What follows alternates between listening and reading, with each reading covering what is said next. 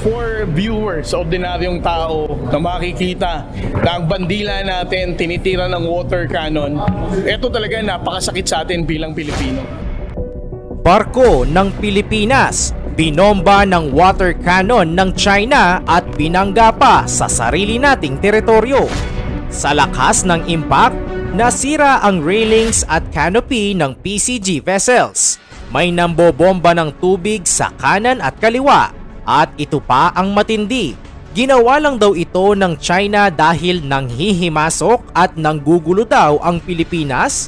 Makailang ulit na rin ang pambubuli at pambobomba ng water cannon ng China sa Pilipinas. Pero itong nangyari noong March 23 ang pinakamatindi. Dahil sugatan ang mga sakay nito at halos masira na ang bangka ng Pilipinas. At nitong April 29 na barko na mismo ng Pilipinas ang pinuntirya ng China. Bakit sa kabila ng paulit-ulit na ginagawa ng China na panggigipit ay hindi gumaganti ang Pilipinas at patuloy na nagtitiis?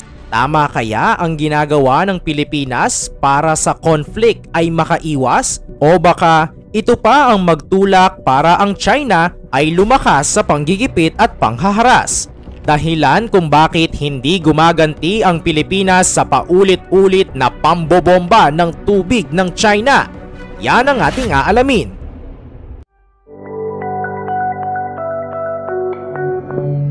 Mula April 29, 2024, naglayag na magkasama ang barko ng BIFAR na BRP Datu Bancao at Philippine Coast Guard BRP Bagakay. Ang layunin ng kanilang paglalayag ay upang mag-maritime patrol sa Baho de Masinloc o Panatag Shoal sa isang resupply mission at magbigay ng ayuda. Sa una ay maayos naman ang paglalayag ng mga barko ng Pilipinas. Pero nang ito ay nakarating sa paligid ng Panatag Shoal, bigla silang sinundan at hinarangan sila ng magkasanib na puwersa ng CCG o Chinese Coast Guard at Chinese Militia vessels. At nang nasa entrada na ang mga barko ng Pilipinas, biglang binugahan ng tubig mula sa Chinese Coast Guard. Unang binomba ng tubig ng CCG ang BRP Bancao. At nang makalapit na ang BRP Bagakay, ay tsaka na ito sa bayang binomba ng Chinese ships. Pinuntirya nila ang Philippine Coast Guard at ang BRP Bancao. Sa loob ng barko, ramdam ang epekto ng pag-water cannon ng China. Napakalakas. Umuga at naggewang-gewang ang BIFAR vessel. Habang nagbubuga ng tubig mula sa China, nabangga naman ang BIFAR vessels ng Chinese Coast Guard. Sa aerial view, makikitang sabay at pinagtulungan ng dalawang barko ng China ang Philippine Coast Guard halos kaliwa at kanan. Sa ulat, direktang tinamaan ng water cannon ang starboard astern ng BIFAR vessel. Bukod dito, ay ginamitan din ng dalawang barko ng CCG ng kanilang jet stream water cannon ang mga barko ng PCG mula sa magkabilang gilid. Halos nasa 100 feet lang ang layo ng PCG sa entrada ng Panatag Shoal nang magbuga ng water cannon ang Chinese Coast Guard. Sa lakas ng pagbuga nito ay nasira ang railings at canopy ng PCG vessels. Ayon kay PCG spokesperson for the West Philippine Sea, Commodore J. Tariela, bago naganap ang insidente ng muling pambobomba ay nagsagawa muna ng dangerous maneuvers at obstruction ang 4 na mga barko ng CCG at 6 na barko ng Chinese Maritime Militias.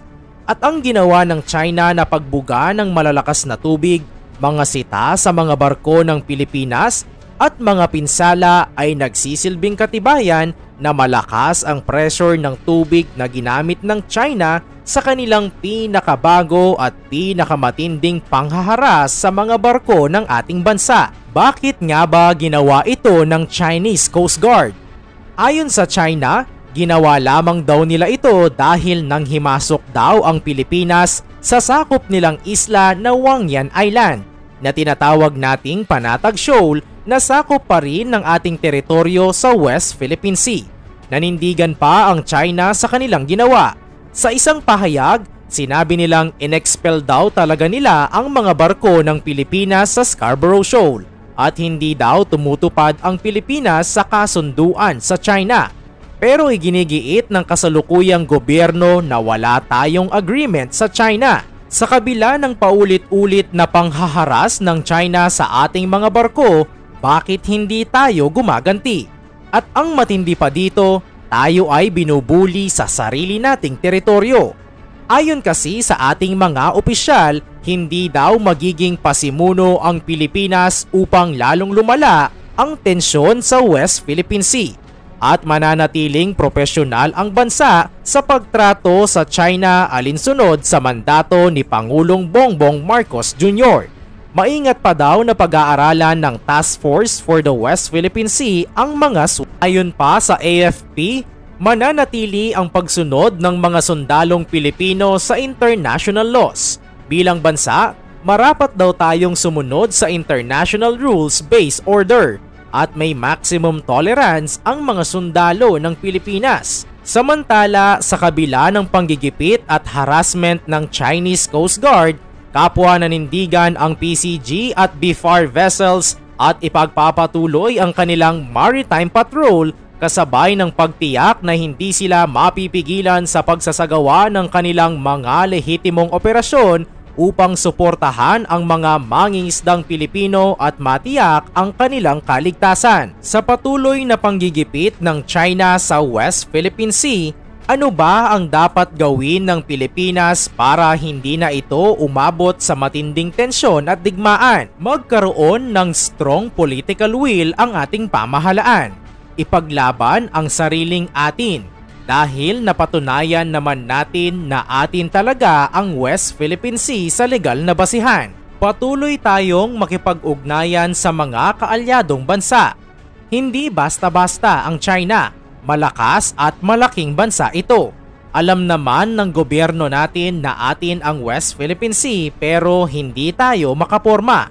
Kasi malaki daw ang kalaban at baka magkabakbakan. Kaya kailangan talaga natin ng suporta mula sa ibang bansa.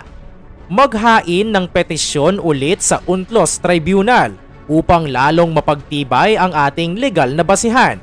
At sa huli, gawan man tayo ng China ng matindi, hindi solusyon ang maghiganti dahil may Diyos tayong kakampi.